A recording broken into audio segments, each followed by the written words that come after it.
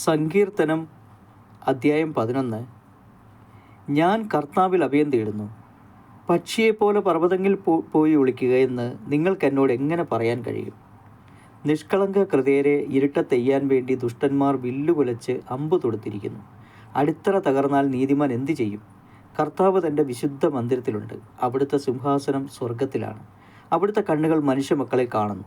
അവിടുന്ന് അവരെ സൂക്ഷ്മമായി നിരീക്ഷിക്കുന്നു. കർത്താവ് നീതിമാനെയും ദുഷ്ടനെയും പരിശോധിക്കുന്നു. അക്രമം ഇഷ്ടപ്പെടുന്നവനെ അവിടുന്ന് വെറുക്കുന്നു.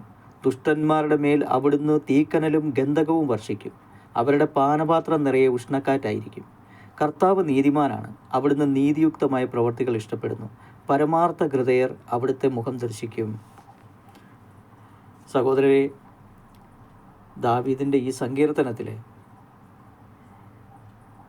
ദാവീദിൻ്റെ ജീവിതത്തിൽ അനുഭവിച്ചിരിക്കുന്ന വളരെ കഷ്ടപ്പാടുകളും ദുരിതവും നിറഞ്ഞ കാലഘട്ടത്തിൽ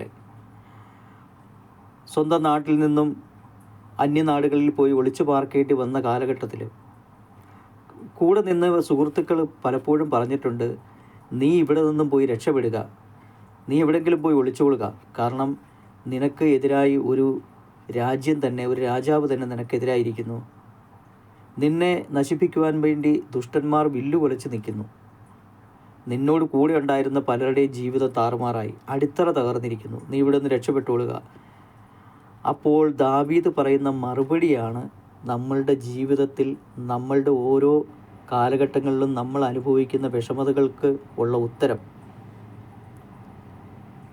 കർത്താവിനുള്ള ആളുകൾ ദുഷ്ടന്മാരുടെ കുറിച്ച് ഓർത്ത് വിഷമിക്കുമ്പോൾ, അതേപ്പറ്റി അവരുടെ ഭീഷണികളെക്കുറിച്ച് ഓർത്ത് ചിന്തിക്കുമ്പോൾ, ദൈവം പറഞ്ഞതിൻ്റെ വെളിച്ചത്തിലും ദൈവത്തിൻ്റെ നീതിയുള്ള സ്വഭാവത്തിൻ്റെയും ദൈവത്തിൻ്റെ വരാനിരിക്കുന്ന ന്യായവിധിയുടെയും വെളിച്ചത്തിൽ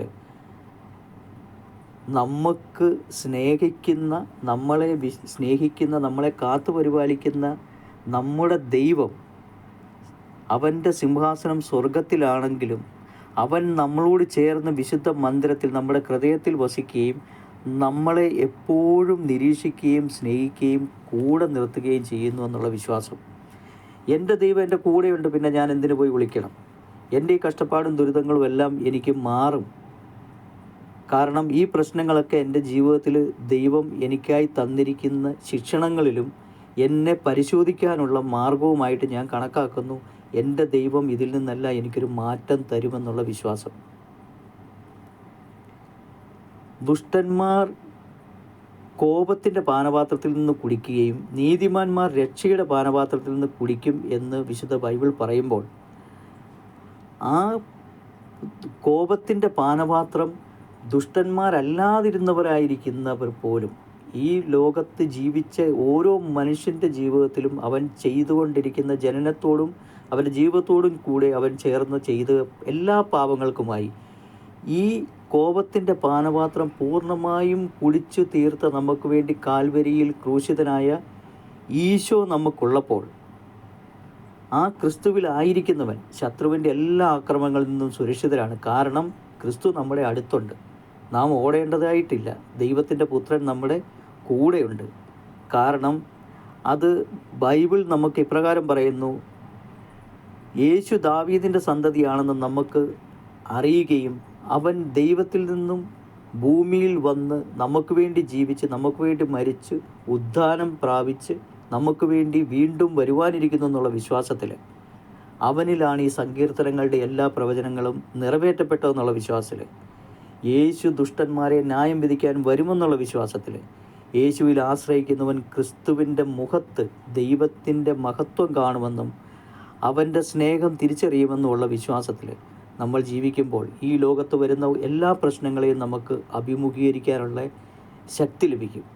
കാരണം ദൈവം തൻ്റെ ജനത്തിൻ്റെ മേൽ തൻ്റെ മുഖം പ്രകാശിപ്പിക്കുന്നു. ഇത് അംഗീകാരത്തിൻ്റെ കണ്ണ്, സത്യവും ആർദ്രവുമായ വാത്സല്യവും ജാഗ്രതയും കൃപയുമുള്ള കരുതലുമുള്ള ദൈവം നമ്മുടെ കൂടെയുണ്ടെന്നുള്ള വിശ്വാസം. സർവശക്തനായ ഈ ദൈവം നമ്മുടെ ഓരോ നിമിഷങ്ങളിലും നമ്മൾ അനുഭവിക്കുന്ന ഓരോ പ്രശ്നങ്ങളെയും പ്രതിസന്ധികളെയും തരണം ചെയ്യുവാനുള്ള കഴിവും ശക്തിയും ബലവും നൽകി അവൻ്റെ പ്രിയപുത്രനായി ഈശോയിൽ വിശ്വസിച്ച് അവൻ്റെ സ്നേഹത്തിൽ വളരുന്ന നമ്മളെ എക്കാലവും കാത്തു പരിപാലിക്കുമെന്നുള്ള വിശ്വാസത്തിൽ സർവശക്തനായ ദൈവത്തിൻ്റെ സ്നേഹവും സന്തോഷവും സമാധാനവും നമ്മളുടെ കൂടെയും എല്ലാവരുടെയും കൂടെ ഉണ്ടാകട്ടെ എന്ന് പ്രാർത്ഥിക്കുന്നു. ആമേൻ.